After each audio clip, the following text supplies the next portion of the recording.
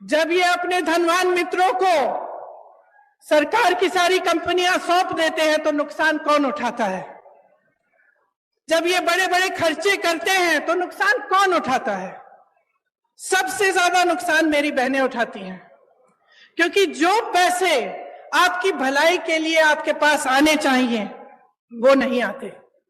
आपने देखा होगा कि राजस्थान की सरकार ने आपके लिए कितनी स्कीम निकाली है। पुराना पेंशन आज आपको राजस्थान में मिल रहा है, तो इसका मतलब है कि ये मुमकिन है ना, ये मुमकिन है इसलिए हो रहा है।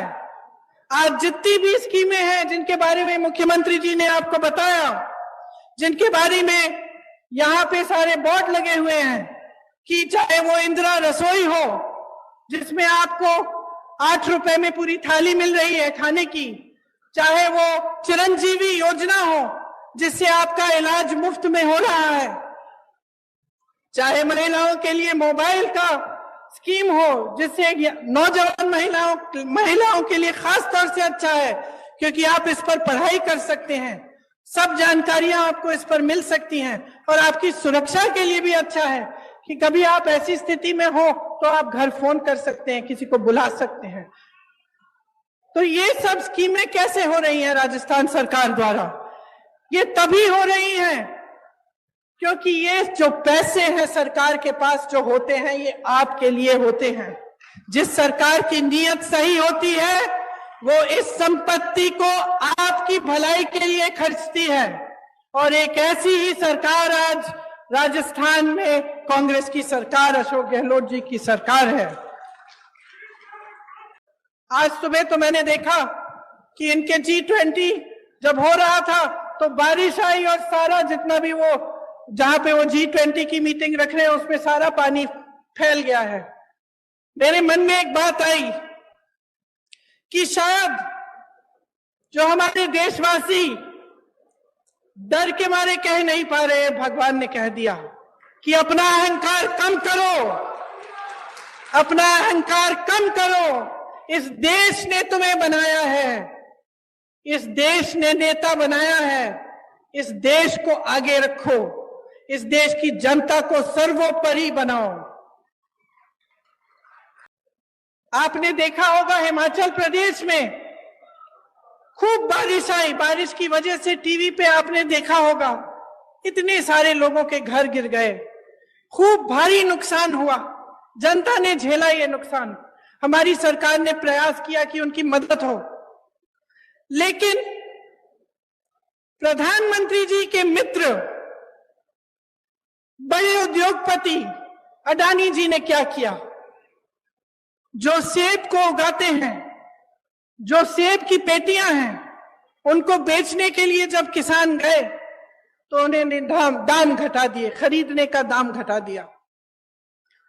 जिनको अपने घर बनाने पड़े क्योंकि इतनी बर्बादी हुई, घर पे घर गिर गए, जिनको अपना घर बनाना था सीमेंट खरीदने गए, अडानी जी ने सीमेंट का दाम ऊपर कर दिया है, बढ़ा दिया है। और इनके पीछे कौन है? इनके पीछे हमारे प्रधानमंत्री हैं, जिन्होंने इस देश की पूरी संपत्ति अपने उद्योगपति मित्रों को दे दी। अब इस देश की संपत्ति किसकी संपत्ति थी? आप ही की संपत्ति थी। ये मेरी बैठी बहनें जो बैठी हुई हैं, इनकी संपत्ति थी।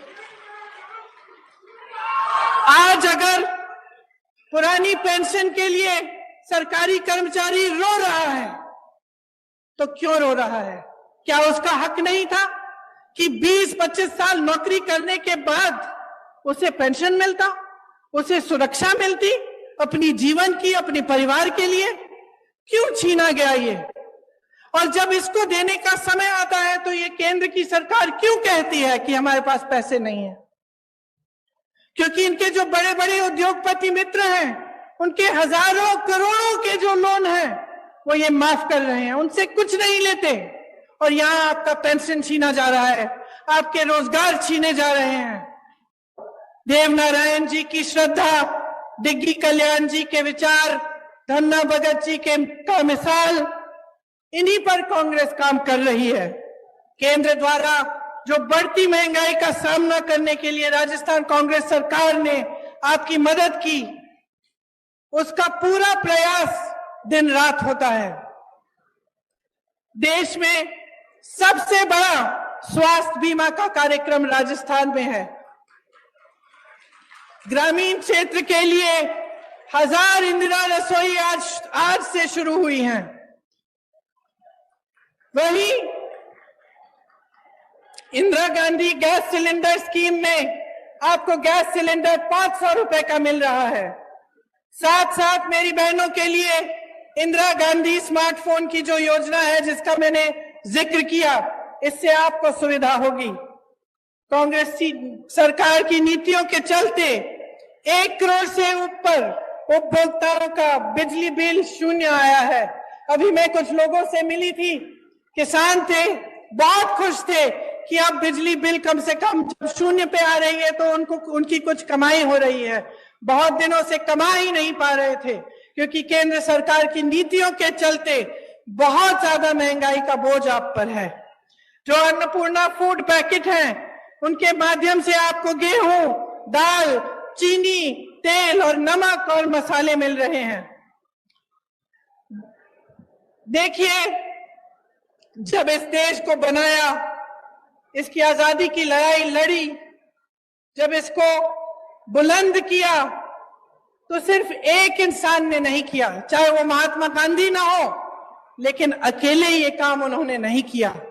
ये काम उन्होंने आप सबके साथ, आपके पूर्वजों के साथ मिलजुल कर किया। इस देश को आजादी दिलवाने वाली जनता थी। इस देश को बुलंद बनाने के लिए भी जनता खड़ी है। जब हमारा देश आगे बढ़ता है तो ये काम जनता का काम होता है, सिर्फ एक जने का नहीं।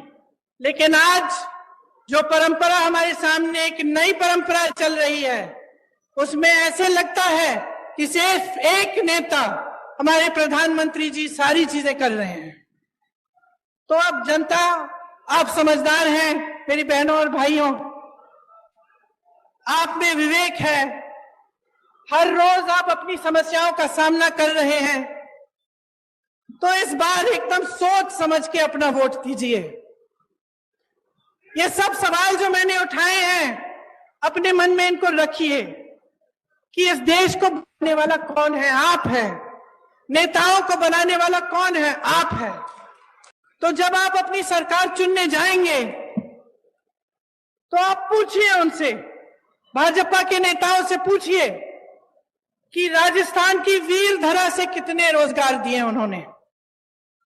बताएं मोदी जी, राजस्थान में केंद्र की कितनी योजनाएं दी हैं उन्होंने।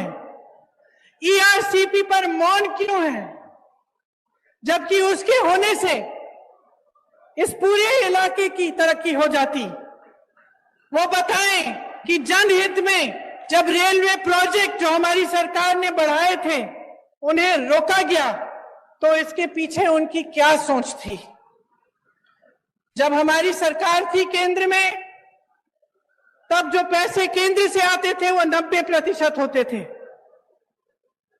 योजना में जब योजना शुरू होती थी तो उसके अनुपात के लिए आज 50% आते हैं। ये कम क्यों किया, ये पूछिए।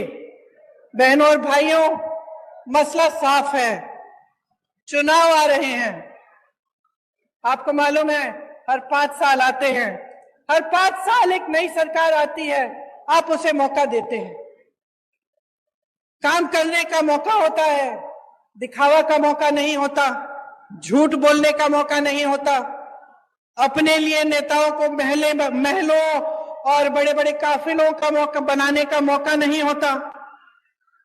जो सरकार आती है उसे आपके लिए काम करने का मौका आप देते हैं।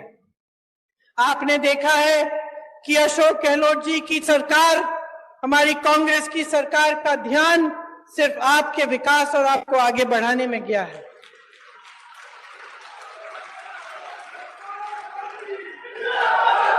आप अपने अनुभव से ही देखिए कि भाजपा की सरकार, उनकी नीतियां सिर्फ अमीरों को आगे बढ़ाने के लिए हैं, गरीबों को, मिडिल क्लास के लिए, कुछ नहीं है इनकी नीतियों में।